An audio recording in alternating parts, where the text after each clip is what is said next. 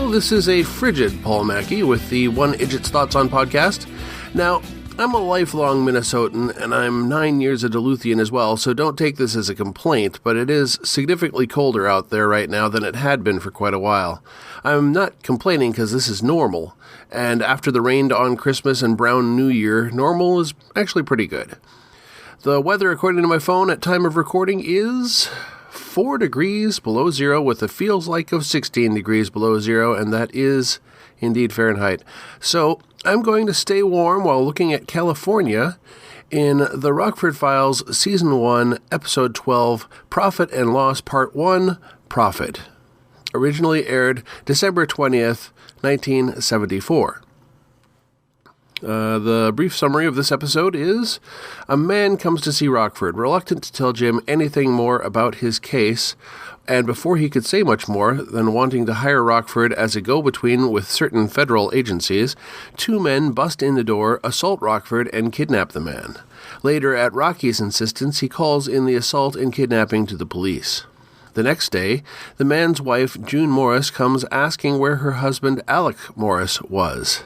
Despite her pleas to stop, he calls the police again to report the additional information about the kidnapped victim's name, saying it would be a felony to withhold it.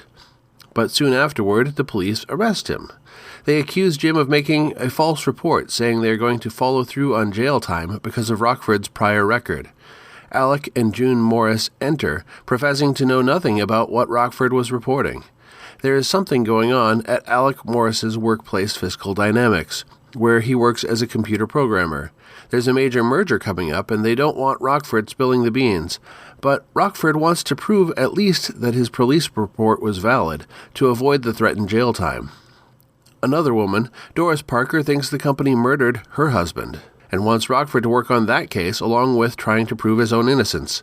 By the end of the episode, Doris and Jim work to investigate the suspicious death of a printer who did print work for Fiscal Dynamics by breaking into the print shop crime scene when the alarm goes off with Jim caught inside.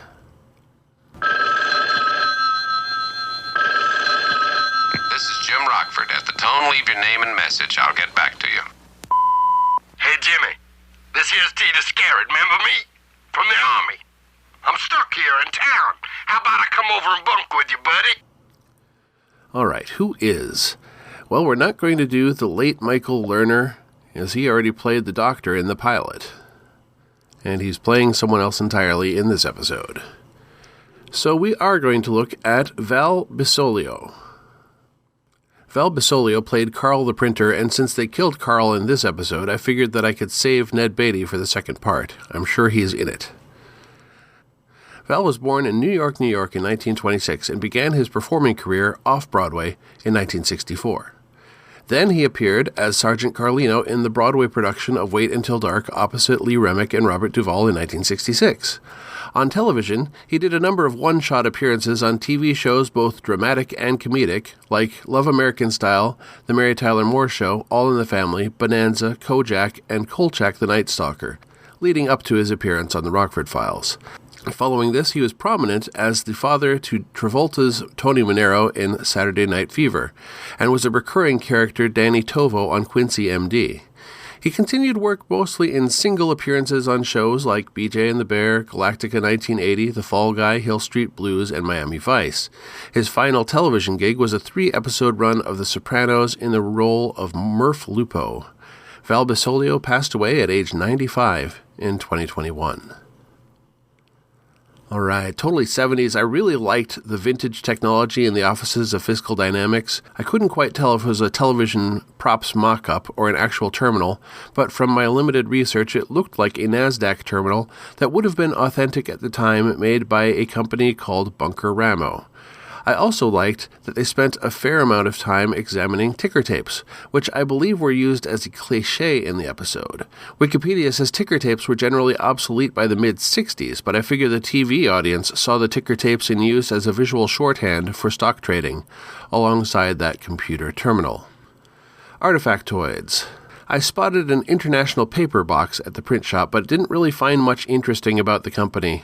I'd imagine most of these things so far as a bit of set dressing and not as a paid appearance. Similarly, I don't imagine InSinkErator paid to have their broken garbage disposal featured in the episode, though it's clearly the brand involved. InSinkErator was the first in-sink waste disposal originally developed in Racine, Wisconsin in 1927 by an architect named John Hams. His InSinkErator company was purchased by Emerson Electric in 1968. Much later on, in 2006, Emerson sued NBC for a scene in the pilot episode of Heroes in which Claire reaches into an operating InSinkErator and severely injures her hand. Emerson wanted to block reruns of the pilot and bar NBC from showing Emerson products in the future, but eventually the case was settled out of court. I imagine no one was paying attention to these things in 1974, and like I've said before, it's possible on a 19-inch standard def broadcast set that the brand name might have even been hard to see. And after all, the episode states that Rocky clogged it, and also demonstrated not putting in your hand, and a separate tool to probe, and even the reset button, which I suggested before Alec did in the episode. Emerson did eventually sell the InSinkErator product line to Whirlpool in 2022. So in this story, what worked? I think that it worked really well as a part of a longer story, and I enjoyed that the show was able to take the time to put all of the layers of the mystery out there and not have to tie it all back up during the course of a single TV hour. What didn't work? Well, the InSinkErator, for one thing. The cliffhanger felt just a little too abrupt. Obviously, they need to have a cut point between two episodes, so I'm not giving them too hard a time over it. I also have to say I'm expecting to find out after all is said and done that the individual episode titles don't have a lot to do with the content. There is passing mention of profit, but I wouldn't call it a key part of the plot of this episode necessarily. Next time is Season 1, Episode 13, Profit and Loss, Part 2, Loss. Happy hunting! You've been listening to the One Idjit's Thoughts On podcast, produced by Paul Mackey in association with Nimlas Studios. Any short clips of audio from shows is included under fair use for commentary purposes, and copyright for that content remains with its original copyright holders. The theme song is Too Good by Jack Mangan and is used by his generous permission. One Idjit's Thoughts is produced under a Creative Commons Attribution, Non-Commercial, No Derivatives 4.0 International License. You can find more episodes of this podcast and many other fine podcasts at nimlas.org. You can contact me by emailing idjitcastpodcast@gmail.com or commenting on episodes at nimlas.org. Let's make our own memories.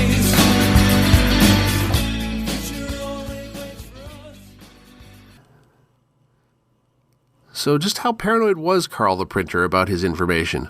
Alarms on the doors and windows, sure, but the file drawers too?